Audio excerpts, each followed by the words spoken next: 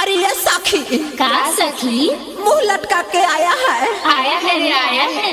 अब 500 नंबर न लाया है। न लाया है न लाया है। मुंह देखो न गोबर लेखा बनाया है।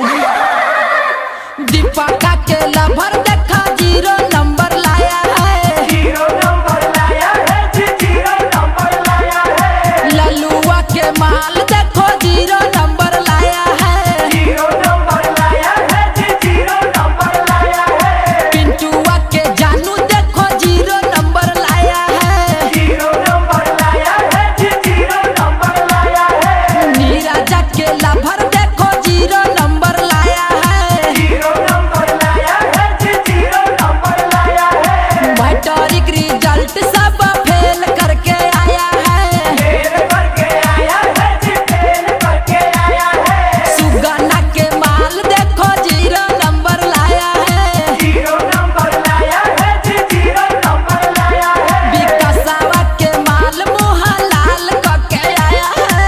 लाल पके आया है जी, लाल पके आया है। गुड्डुआ के माल खाली पैसा उड़ावाया है।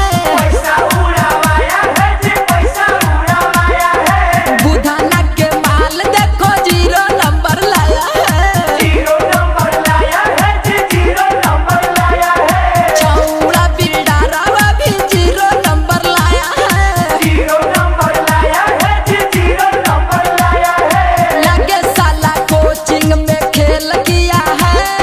पूजा के चक्कर में फेल किया है। लागत परीक्षा में खेल किया है। नेहा के चक्कर में फेल किया है। लगे सिकुलिया में खेल किया है। खुशबू के चक्कर में फेल किया है। लगे सकुलवा में खेल किया है। वर्षा के चक्कर में फेल किया है। खाली रात भर चलावे फेसबुक रे। उतर कहियो न पढ़ लगी बुकवा रे। अब का कही रे। खाली टिकट कभी गप वीडियो बनावे। अपन बाबूजी के पैसा हो खूबे उड़ावे। वीडियो बना के वायरल किया है। पप्पुआ के माल मैट्रिक फेल किया है। जियो वाला सिम एयरटेल किया है। जियो वाला नंबर एयरटेल किया है। छोटुआ के माल मैट्रिक फेल किया है। छजिया के माल मैट्रिक फेल किया है।